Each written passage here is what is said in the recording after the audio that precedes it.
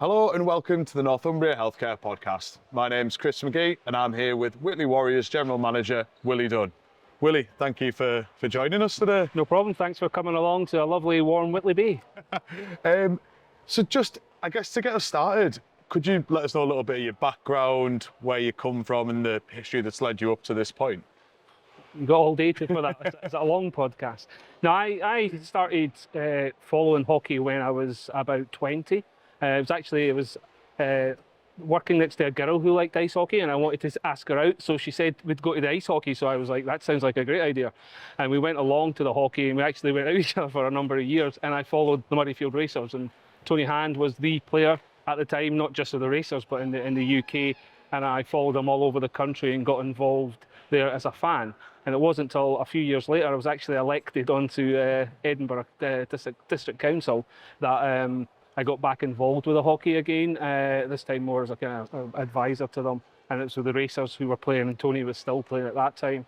Then I kind of fell out of love with it when the Racers weren't there anymore, and then fast forward probably 20 years or so, and Tony's brother David phoned me one day, who I know through business, and asked if I wanted to be involved in helping the Murrayfield Racers coming back to Edinburgh.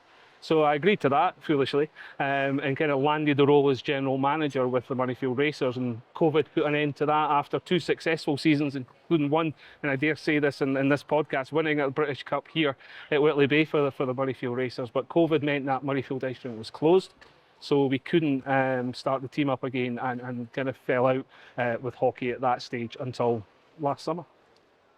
It's quite a unique role being a ice hockey general manager. I can't imagine that there's many in the country.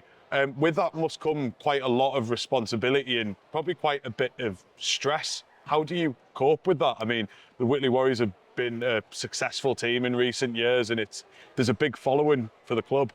Yeah, it is a unique role. I don't think they do university courses in the UK. They probably do in Canada, but it's different in every club as well. General manager, like the previous general manager in this role, was more of an assistant coach, as well as doing everything. He coached the team. I certainly don't do that. That's very much Tony's role. So my role within the club is basically everything else: the marketing, the PR, the reach out to kids and try to get young people into hockey. The whole pushing the Warriors forward and what we stand for forward to the community, and managing the team, making sure the buses are here and making sure that guys have skates and sticks and all of that. So it's something that is fairly unique, but the key principles are the same as any job. It's about management, it's about delegation and responsibility, and making sure that you deliver on what you're promising. So from that point of view, it's fairly same as other walks of life for me, but the stress level involved in any sport is high. It's even worse when you really want them to win, because you know the individuals who are involved. So, and you come into this, it's a part-time thing. I don't get paid for it. It's a hobby as such, but it takes up 24 hours a day for me at the moment, and it's difficult to switch off sometimes. Yeah. I mean, I think that's a big thing, that being unable to switch off. Sometimes that can impact on your mental health. And has it ever crossed the board into that with you, where you've had to sort of take control of that and put things in place to sort of protect your own mental health? Yeah, it has. It has when I was with the Racers, and it has here as well. One time with the Racers, it got to a stage and I said, look, I can't come this weekend. I had to take a step back just because physically I wasn't feeling very well, and that was a result of poor mental health, which a lot of people don't realise. Poor mental health can lead to poor physical health as well. So I had to take a step back for a week or so just to kind of refocus on it. Sometimes I don't switch my phone off, as my wife will tell you.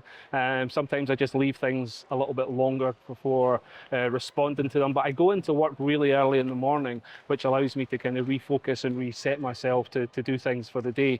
But I do need to watch, like everybody does. And the added thing for both myself and Tony is we have a 2.5 hour drive to get here each way. Right. You know, so it's that affects you, but that also gives you thinking time, and also gives you time alone and time to refocus and time to get switch the phone off, so you shouldn't be using it when you're driving, and don't answer text messages either. But it gives you the opportunity just to kind of have that peace and quiet sometimes without the background noise. Yeah, I mean, as you touched on, for all it is a very specific role, it is a general management role, and a lot of the issues that you've spoke about there, a lot of people in different walks of life and in different positions up and down the country will face. What bit of advice would you give to them in order to help sort of you can't ever totally eliminate stress, but Yeah. to reduce it and protect their own mental health. I think you listen to your body and you listen to your mind, you listen to your head. You know something. I know I'll get a text or an email and I'll go, and I'll get really annoyed with it while I'm at home, away from the hockey, and my family's there, and it's not fair on them. So I think family time is important. Time away to go to the cinema or whatever other pastimes you have is very important, just to refocus your mind and to switch off. And I'm saying this because I am the world's worst at switching off. On holiday, emails, I've got 5 email accounts on my phone for my work and for hockey and things, and I'm constantly answering emails. But this year, hopefully, I'm going to be able to switch off a bit more over the Christmas period because there's no hockey here. So one of the things that you've spoken about before is your mother passing away at a young age. How did you deal with that being so young, and how do you think it has sort of impacted you and shaped you who you are now? I think like a true working class boy, I didn't deal with it. Yeah. I didn't deal with it when I was young. I was blissfully unaware of it most of my life. I knew it wasn't a normal family unit because my mum had passed away. She died of cancer when I was 10-year-old.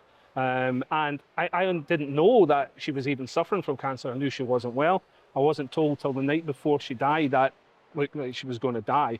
And ironically, we were at church when it happened, and my mum was at home with my elder sister. So all those things at the time were just kind of, it's difficult to process it when you're a child. And I've seen friends whose partners have died and their children being in the same situation. And it wasn't until years later that I realised the impact it had on me. It wasn't until I started, self-analysing myself and my actions and some of the ways that I am and as an individual and as a person, that I realised the impact it did have on me. And because of my age and when I was brought up and where I was brought up, you just didn't talk about it. And it wasn't offered counselling. I wasn't offered anybody to talk to. I never spoke to my sisters about it. This will be a surprise to me, right? As well. It wasn't until years later that I realised that a lot of my actions, both in relationships and work, and some of the drive that I have as well, comes from that catastrophe in my life when I was so young. I think for all the experience of loss is so different for each person. It's a very deeply individual thing.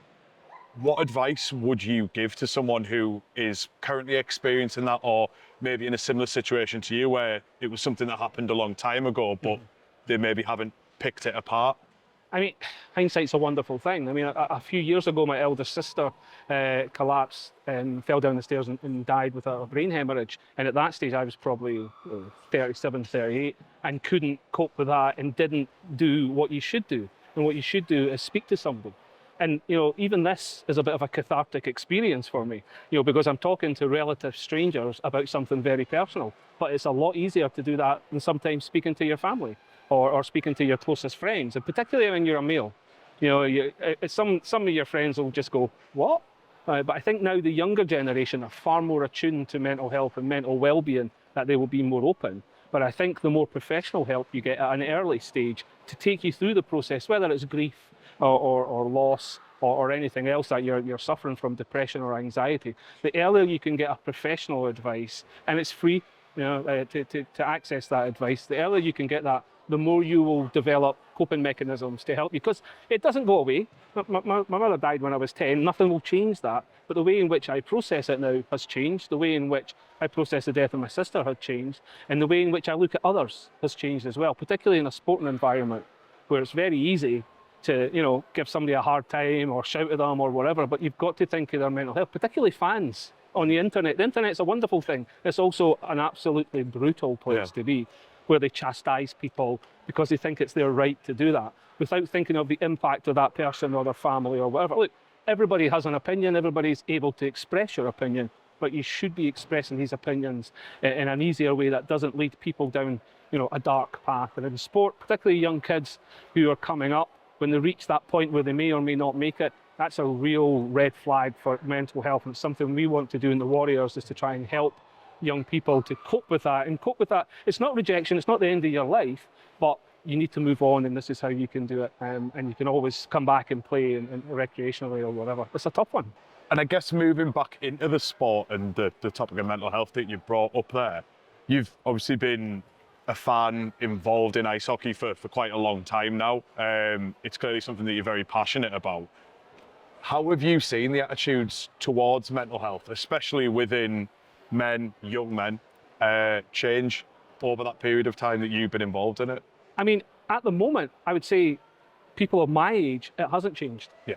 It is still the same. It is older people that are here in this stadium, other stadiums, questioning player sexuality, questioning what they're doing, their weight, their body size, everything like that. You still hear that. The younger generation, and that doesn't mean we're lost, by the way, it just means we need guidance and help. But the younger generation, I think, are more attuned to that. They're more attuned to their own bodies and their own mental health and less likely to do it. Where they do it is online.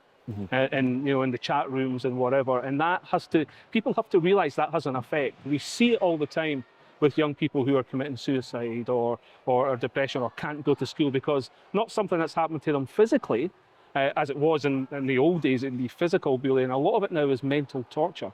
And I think young people in particular need to look how they're communicating with each other. And we, as an ice hockey club, but we as a society, need to educate people on how to converse in a way that isn't derogatory, that isn't inflammatory, that isn't going to make someone question their own being or their own life. And I think, especially with ice hockey being, at times a very physical sport, I mean, it can be really tough at times. I think it's important the work that Whitley Warriors are doing with that, taking these men who are traditionally masculine, they're big, strong blokes, and having them, be there for the younger generations and provide support. I think that's really important. Yeah, I mean, in the programme, we're going to be partnering up with the NHS in the future. It's going to have particular workshops for men and women in sport. But as that rolls forward, what we're keen to do is educate the coaches, because sometimes the coaches are the worst in doing that. The coaches, I see it, you get the old phrase, they're an old school coach. That means they just shout and swear and throw cups. It doesn't mean they're actually helping the individual or developing the individual. So we want the coaches to realise the red flags of mental health with young people from the age of 9 up, that they come into this club. And to be fair, there was a course recently that the EIHA did about mental health in young players, and every one of our junior coaches attended that. And that's a great thing to see, because they have to be aware of their actions and how it impacts people, and also how you let people down. And how you let them down in a positive manner is important. And so we're looking forward to some of the things we're going to be introducing. And it won't be easy. There'll be people who will be going, what? Why are they doing this? They're ice hockey players. They're big and tough, and they go around beating each other with sticks. It's not the place. They're human beings. They're athletes. They're professionals as much as every other. Somebody at Newcastle nowadays has lots of backup and lots of help, both physically and mentally. And we want to try and do that within the ice rink, within the sports here, as well as ice hockey, but ice skating and figure skating as well. Thank you very much for joining us, Willie, and for inviting us down to the home of the Whitley Warriors. For more information on our Face Off To Stigma campaign, please keep an eye on our socials, and thank you for listening.